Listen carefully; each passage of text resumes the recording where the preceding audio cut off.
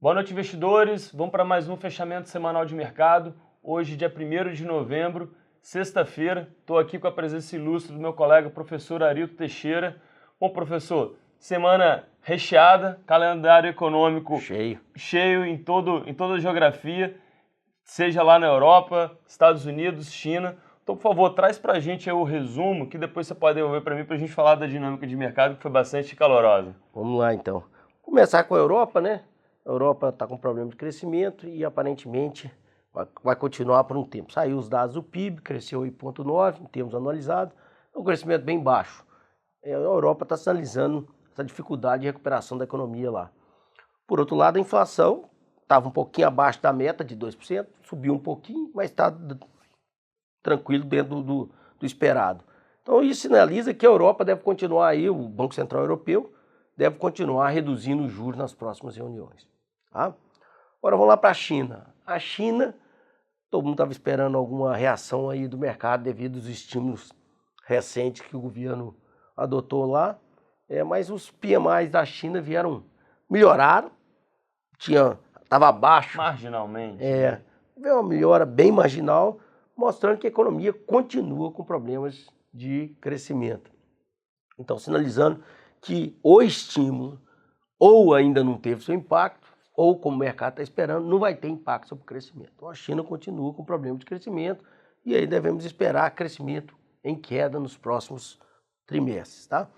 Então, isso é Europa e China.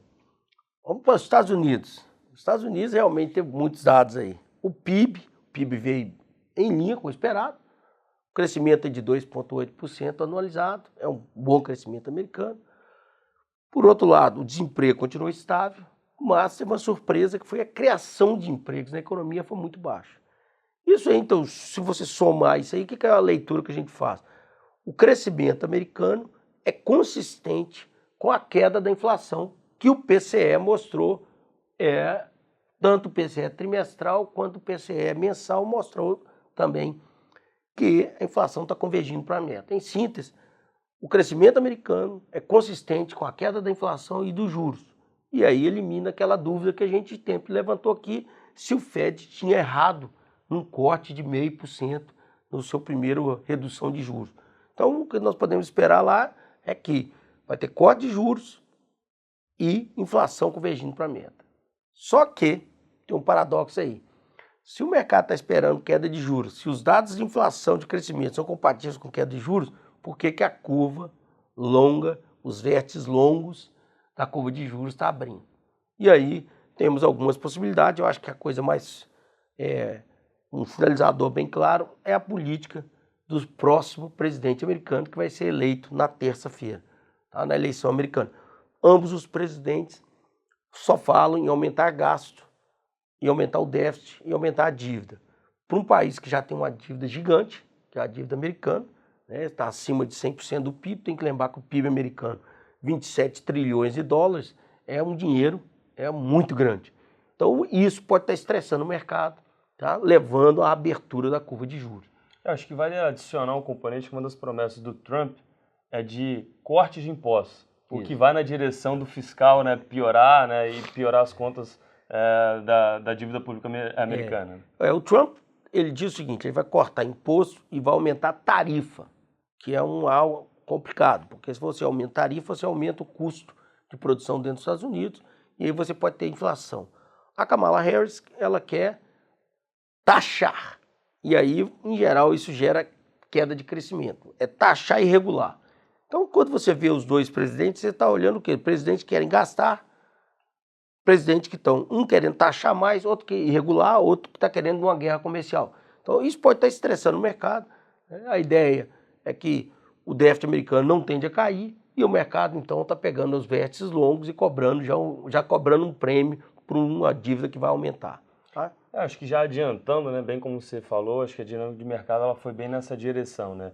Os juros abrindo muito forte, mas em contrapartida algumas empresas até se beneficiando dessa economia um pouco mais aquecida, mas a resultante ela foi predominante, os índices americanos, tanto o S&P quanto o Nasdaq caindo mais de 1,5% e os juros longos abrindo, em contrapartida, como consequência, o o índice do dólar, né, o DXY, que é a cesta de moedas do dólar contra outros países desenvolvidos, subindo forte, puxando aí todas as moedas do mundo, enfraquecendo, né, todas as moedas contra o mundo. Bom, vamos lá então. Em relação ao Brasil, aí vamos lá. Bom, com os juros americanos subindo, nós já temos uma pressão adicional aqui na nossa curva de juros. Então a nossa curva de juros já está pressionada a subir porque os juros americanos estão subindo. Adicione-se a isso a inflação brasileira que está elevada e em elevação e o risco fiscal. Então vamos começar aí chamando a atenção. Mais uma vez o governo anuncia uma reunião onde vai ser decidido medidas de corte de gasto. Fim da reunião, todo mundo fica esperando um elefante e o governo libera um rato. Dessa vez não liberou nem rato, porque não cortou absolutamente nada e aí é uma frustração. Então você tendo pressão lá fora, pressão aqui dentro, de risco fiscal, de inflação e pressão lá fora de juros, o juro, obviamente, os juros brasileiros estão aumentando, o dólar em relação ao real desvalorizou demais da conta, né? Aí você passa aí por cima. Mas tem uma outra coisa que é interessante. A economia vai muito bem, cara. E essa é a coisa que está aí. Desemprego caiu mais uma vez, está nos níveis mais baixos da série que nós temos. Produção industrial veio acima do esperado. Então, quando você olha, os números da economia estão bem.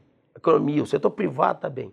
O problema todo é o governo que não para de atrapalhar aí. E aí eu te passo aí para você passar os nossos ativos aí, como é que eles reagiram. A gente acabou tendo um comportamento muito similar aos ativos globais, né? Bolsa caindo aqui em torno de 1,5%, as ações domésticas são muito sensíveis à curva de juros e principalmente ao dólar, né? E a inflação, né? Porque esse componente de dólar mais forte, isso é uma proxy, né? Um antecedente a próximas verificações de inflação e naturalmente todo mundo sofre igual, e isso daí acaba adicionando uma tensão, né, dos investidores e aumentando a cautela para ativos de riscos aqui no Brasil. Apesar de toda essa volatilidade, a gente está em semana de temporada de balanço, tanto aqui no Brasil quanto lá fora. O grande destaque aqui no Brasil foi a Zetec, uma empresa do mercado imobiliário que vinha passando por momentos difíceis e acabou entrando, né, na tendência como as outras, né, um ambiente mais favorável à classe de ativo,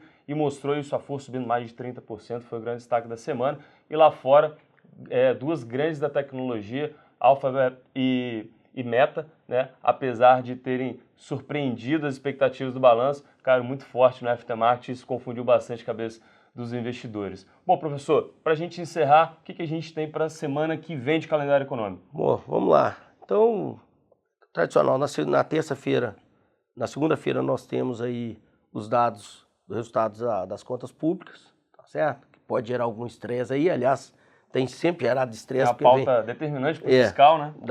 Com certeza.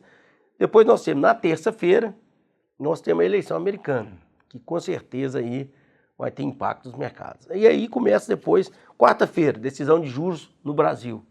Quinta-feira, decisão de juros nos Estados Unidos e tem na Inglaterra também. E na sexta-feira nós temos o IPCA e o inflação para consumidor e produtor na China. Por que esses da China são importantes? Porque nós temos grandes empresas aqui que dependem muito do crescimento chinês, como a Vale, e obviamente a inflação é um sinalizador.